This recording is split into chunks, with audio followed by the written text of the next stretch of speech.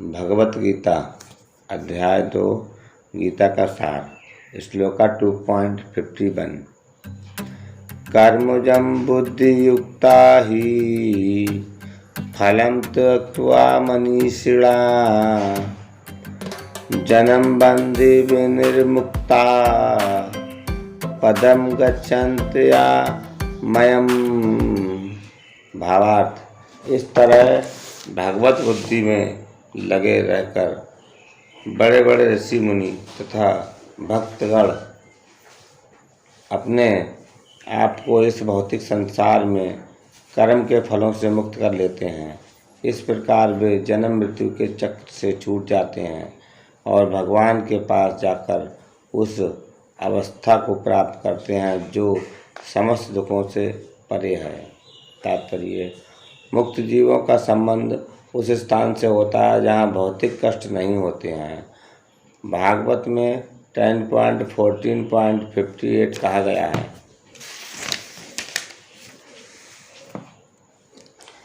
समाश्रिता ये पदपल्लवोपिल्वम महापदम पूर्णवसो मुरारे भवाम्बुधिर्वत्सर्वपदम परम पदम पदम पदम यद विपदाम न तेषाम।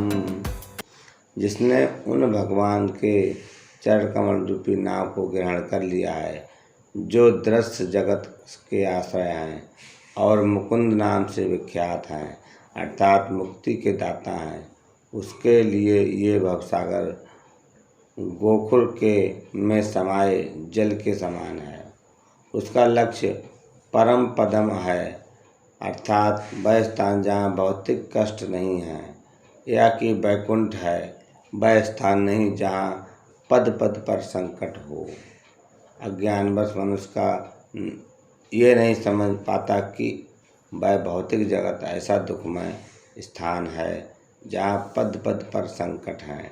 केवल अज्ञानवश अल्पज्ञानी पुरुष ये सोच कर कि कर्मों से वे सुखी रह सकेंगे, सकाम कर्म करते हुए स्थिति को सहन करते हैं।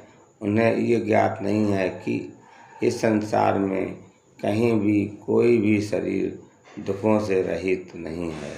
संसार में सर्वत्र जीवन के दुख, जन्म मृत्यु, जरा तथा व्याधि विद्यमान है, किंतु जो अपने वास्तविक स्वरूप को समझ लेता है और इस प्रकार भगवान की स्थिति को समझ लेता है, वही भगवान की प्रेम भक्ति में लगता है। फलस्वरूप वह वैकुंठ लोक जाने का अधिकारी बन जाता है, जहाँ न तो भौतिक कष्ट में जीवन है, न ही काल का प्रभाव तथा मृत्यु है।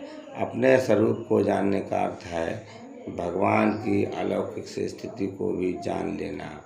जो भ्रमवश ये सोचता है कि जीव की स्थिति तथा भगवान की स्थिति एक समान है, उसे समझो कि वह अंधकार में है और स्वयं भगवत भक्ति करने में समर्थ है। वह अपने आप को प्रभु मान लेता है और इस तरह जन्म मृत्यु की पुनरावृत्ति का पथ चुन लेता है। किंतु जो ये समझते हुए कि उसकी स्थिति सेवक की है, अपने को भगवान की सेवा में लगा देता है, वह तुरंत ही वैकुंठ लोक जाने का अधिकारी बन जाता है। भगवान की सेवा कर्मयोग या बुद्धि योग कहलाती है, जिसे स्पष्ट शब्दों में भगवत भक्ति कहते हैं। हरे कृष्ण।